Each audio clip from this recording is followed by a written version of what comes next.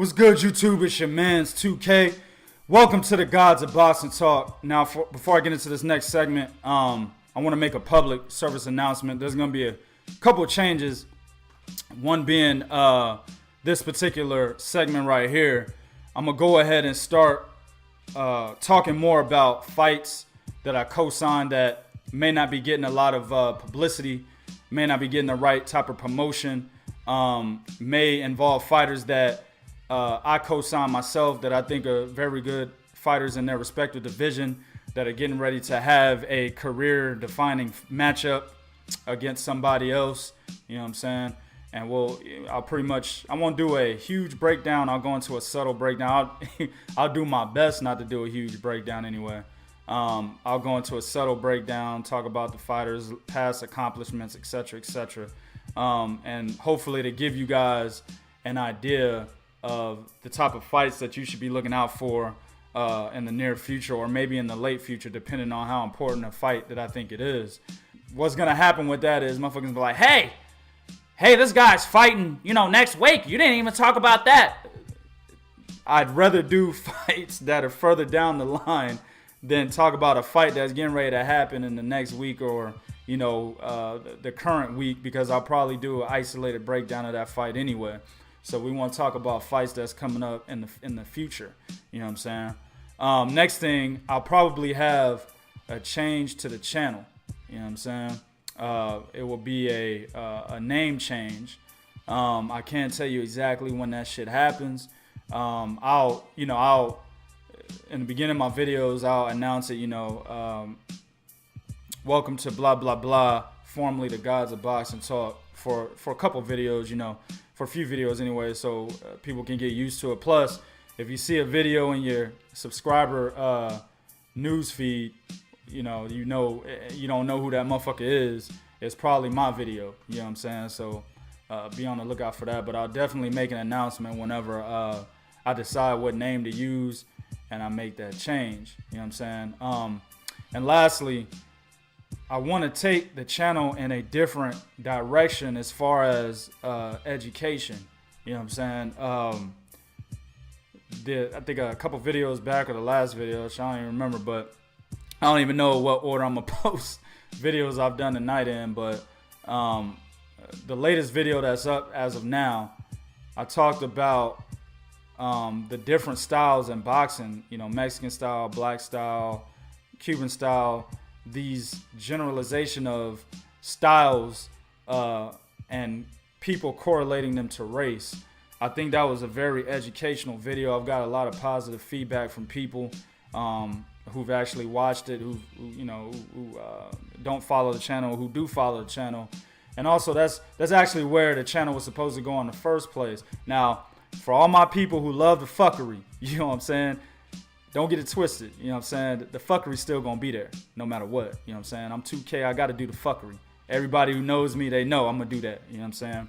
But I will talk a lot about things that are more educational for people who are trying to learn more about the sport, you know what I'm saying? That's where my expertise is, breaking down fights, giving you analysis, breaking down styles, and giving you analysis about that. So be on the lookout for segments like that, more segments like that. All right. So let's go ahead and get into this segment. I'm going to do 3 fights for this one.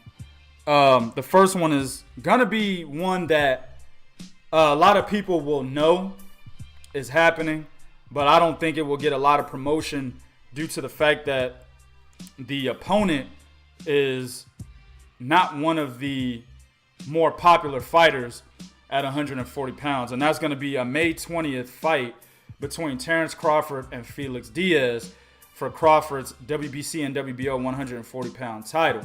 Now, a lot of you have already covered this in the YTBC and in the LDBC, but I'm going to go ahead and push it some more because this is an excellent fight that you guys cannot fucking miss. You know what I'm saying? Terence Crawford, he's 30-0 with 21 knockouts.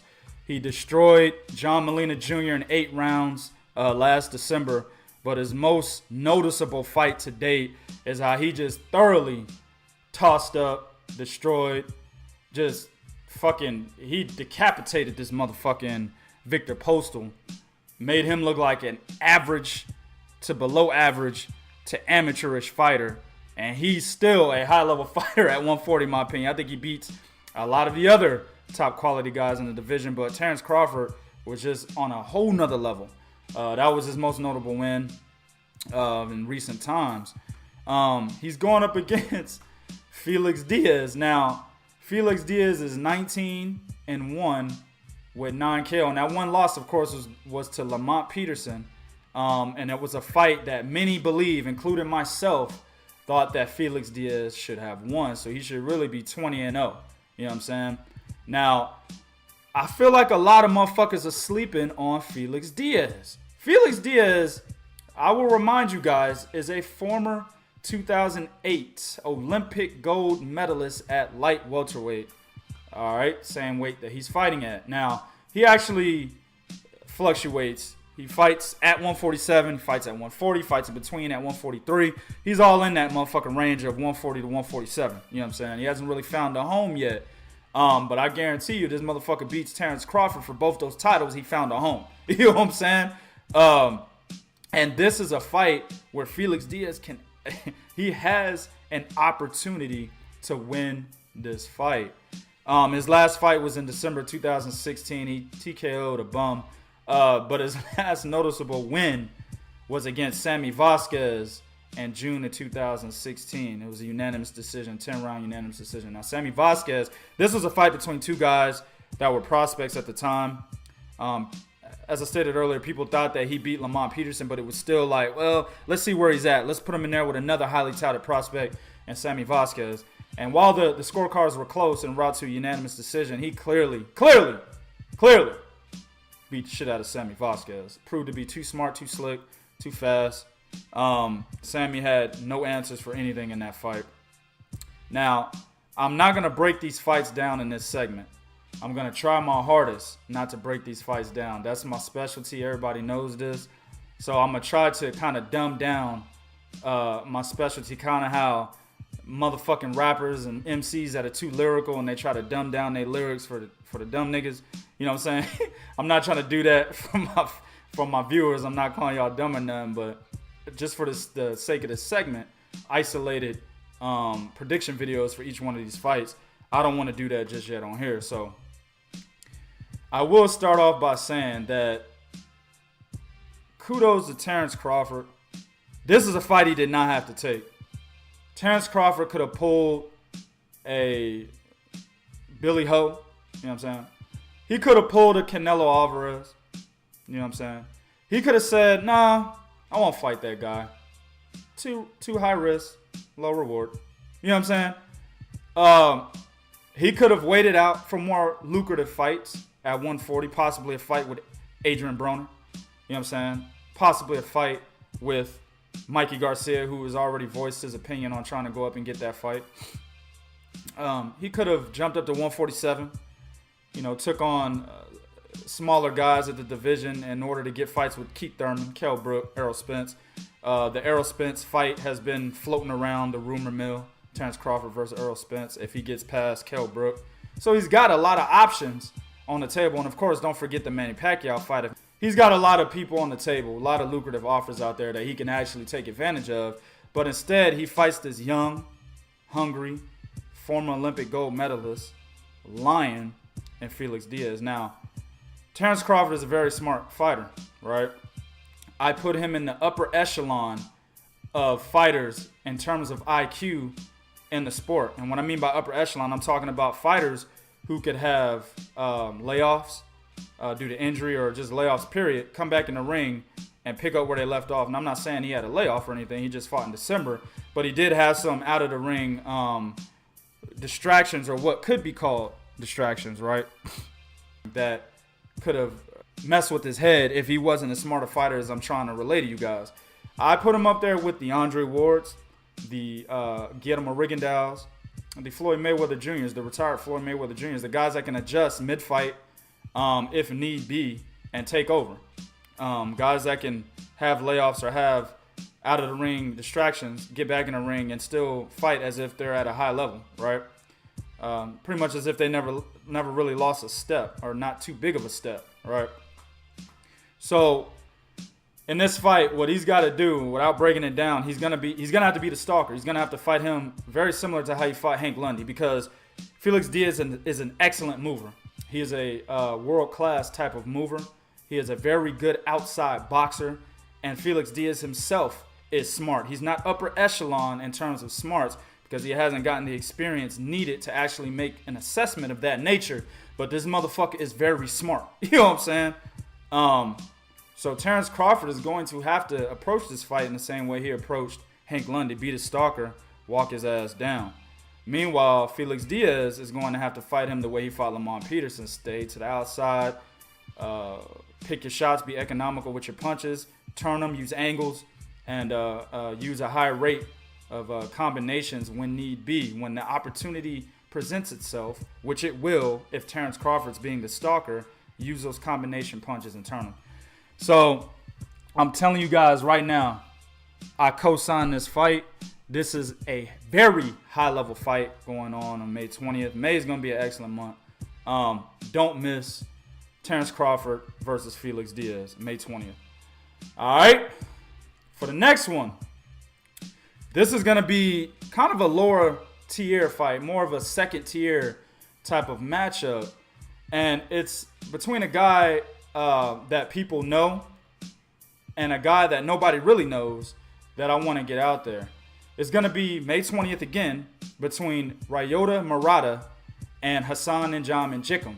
This is going to be for the WBA World 160-pound title. I guess the title that Danny Jacobs had to relinquish in order to fight Gennady Golovkin for the WBA Super title, right? Now, I know what y'all thinking. Who the fuck is Ryota Murata? And then I know what y'all thinking. Hassan N'Djamena, the same motherfucker that, got knocked down 1,000 times and shit against David Lemieux and Peter Quillen, the same motherfucker that lost in the Olympics this past year in Rio de Janeiro in the first round. Yeah, that cat. Now, it's an excellent fight because Ryota Murata is actually a very good fighter. He's a very good prospect. Let me put it that way. This fight will actually tell us whether or not he should be at contender status, or he'll be a champion. So it'll really state whether or not he should be a belt holder or not, right? Murata, he's 12-0 with 9 knockouts. He's 31 years old. Okay, he's kind of at that point where you need to hurry up, make them moves. You know what I'm saying? If you're gonna be a champion now's the time, and he's got that opportunity, right? He was the 2012 Olympic gold medalist at middleweight representing Japan. You know what I'm saying? He punches with authority. Every shot is a solid shot, even his fucking jab, yo. He sits on every single punch. The problem with that is he doesn't really have very good footwork. He stays planted the majority of the time because he's trying to get leverage on every shot he shoots. You know what I'm saying? Every shot is a big shot to him. He invests in going to the body. Teddy Atlas likes to say he puts water in the tank. My saying is he likes to put money in the bank. You know what I'm saying? My motherfucker got that savings account that he puts money in. And when the time's right, he takes that money out. When the time's right, he takes his fighter out. Very, very prolific body puncher. Couple of combination punches that he likes to do. He likes to lead with his right uppercut, then follow with the lead to the left hook to the body. The lead left hook to the body. So he'll come in, he'll be standing there, and he'll kind of leap in, throw that right uppercut, then that left hook to the body. Another thing he likes to do, he likes to start off with the right hook to the body and then follow with the lead left hook to the body. And that actually starts a flurry of a combination to the body if he's got his opponent up against the ropes, or he likes to push him up against the ropes, right? Get hit to the body enough, you'll start moving back. One of the only things besides his footwork is that, and this is something that I don't like about Naoya Inoue, he kind of stays buried behind a high guard. Inoue is a little more active. He's more active than Murata is, but doing this, staying like this, you know what I'm saying, and letting your opponent tee off, A fighter like Hassan N'Djamena, he can actually tee off, get combination punches off, and move around the ring, and you're stuck like this, standing in front of him. So that may possibly be a problem in this fight. Let's move on to N'Djamena. This guy is 35-2 with 21 KOs. He's 33 years old. You know what I'm saying? He's a former 2012 WBO 160 pounds champion. He lost that belt, I believe, to Peter Quillen, right? He's currently the WBA interim title holder. That's why this fight is going to be for the WBA regular title. And he competed, as I said earlier, in the Rio de Janeiro Olympics. Kind of embarrassed professional fighters when they changed that rule and said, hey, professional fighters can actually fight the amateurs in the Olympics this year. He kind of embarrassed professionals by losing in the first round. A lot of niggas laughed at him and shit. I remember my phone blowing up by a lot of cats that I respect and talk boxing with. It was like, yo, the cat N'Djamena lost in the first round. And, you know what I'm saying? And it was kind of an embarrassment. This dude is possibly has the weakest combination of chin and balance. And what I mean by that is I'm not saying he has a weak ass chin per se. What I'm saying is that his legs cannot hold when he takes a shot to the chin. There's a difference. You can have a weak ass chin. Your chin really just can't take the blow and you get knocked the fuck out. Those are the ones that get slept. You know, I like to say the three spots. You get hit right here in the back of the jaw below the earlobe. You get hit in the temple. And then, of course, not on the face, but in the liver. Those three spots, you can get knocked out by Paulie Malignaggi if hit right. You know what I'm saying? And your chin is a part of the part where you get hit below the earlobe in the back of the jaw that takes a lot of that blow, your chin and your neck. You know what I'm saying? That's why you see Floyd Mayweather, whenever he was fighting, he did that thing with the fucking the contraption on his head with the weight hanging down, and he'd be doing this shit that powers up your neck so you could take the blow on the chin. So that's a weak chin. But the thing about N'Djamena, he takes the shot on the chin and his legs immediately give up. You know what I'm saying? Like, sometimes you could pressure N'Djamena and push him and his legs give up. You know what I'm saying?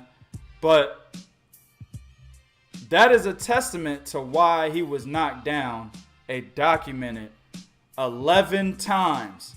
I'll repeat it. 11 times in his career. Okay? He was knocked down 4 times against David Lemieux. He was knocked down 6 times against Peter Quillen. And he was knocked down once against Giovanni Lorenzo. And the funny thing is, against Peter Quillen, if he would have stayed on his fucking feet, he probably would have gave Peter Quillen his first loss of his career. You know what I'm saying? He's also the guy, on the flip side of everything, he's also the guy that outboxed Avtandil. I can never pronounce this motherfucker's name. Avtandil Krzyzewski. That's the guy that a lot of people feel that Golovkin is avoiding at 160 pounds. At one point, I felt Golovkin didn't want the Krzyzewski fight until Krzyzewski had an opportunity to beat Billy Ho Sanders for the WBO title, and then he allowed to take step-aside money. So, in taking step-aside money, that told me that he really didn't want the Golovkin fight. So, but N'Djamena did outbox Krzyzewski. This was almost 7 years ago. Krzyzewski has turned over a new leaf since then.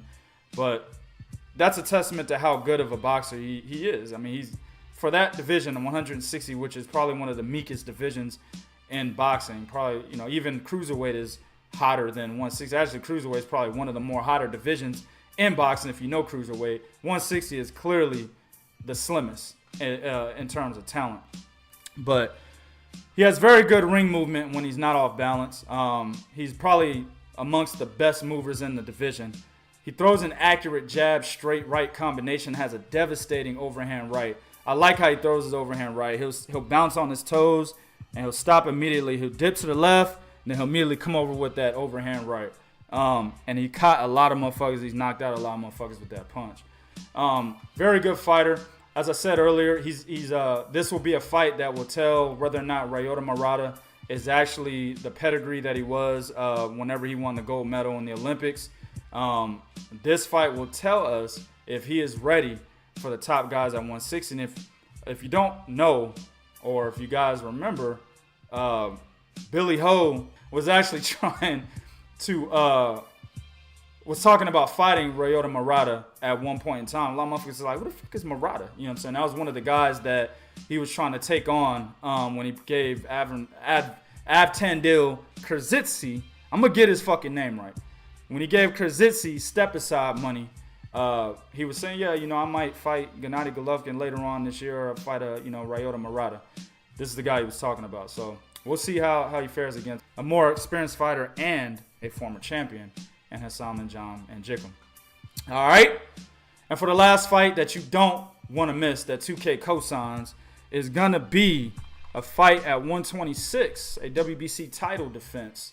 A blockbuster matchup between Gary Russell Jr. and Oscar Escandon. Now, Gary Russell, he's 27-1 with 16 knockouts. Of course, his one loss was to Vasyl Lomachenko back in 2014. Now, I've tried to tell people that loss kind of woke Gary Russell up.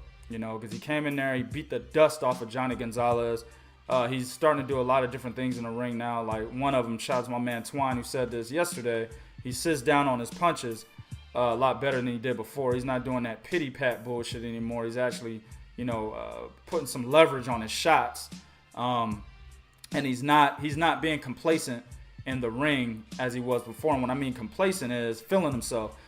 Gary Russell for a long time, he had kind of an Adrian Broner entourage, but not as public as it is because Gary Russell's not really in the public eye, right?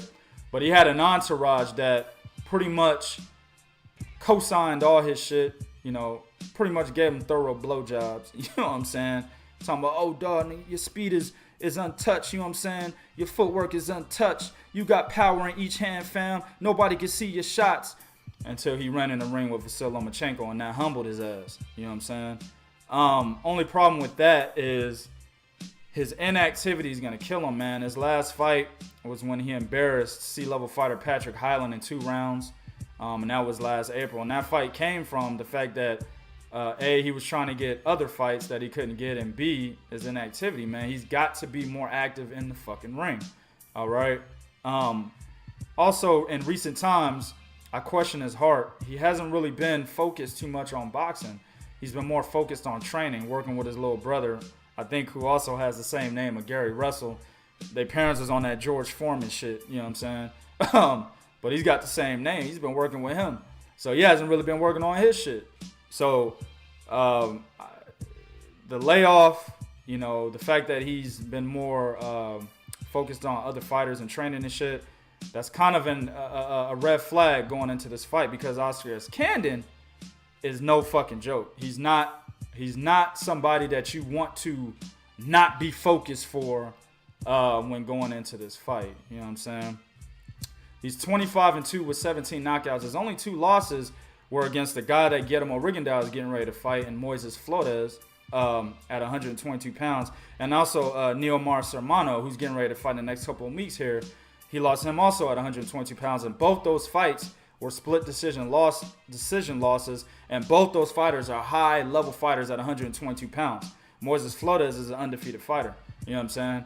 So this guy is no joke. You may not know exactly who he is, but I'm telling you, 2K is co-signing this motherfucker. He's a very good fighter, and if Gary Russell is not going into this fight focused, ready to bring the skill that he was able to bring against Johnny Gonzalez or Patrick Hyland into this fight. If he hasn't been working on himself in training camp, taking less attention off of his brother and other fighters that he's fucking with and putting it on to himself, we could possibly see the belt can go to Oscar Escandon, man. We can see it changing hands, man. So we'll see what happens. I can't wait to see that fight. That's supposed to be May 27th. It's gonna be a doubleheader. On the same day as Kell Brook, Errol Spence, that blockbuster fucking fight. These are the fights for this segment that 2K co-signs. Don't miss them. 2 fights on May 20th, 1 on May 27th. YouTube, do what you do in the comment section. Go do your research. If you don't know some of these guys on here, let me know what you think about these fighters. This is real talk for real fans. 1.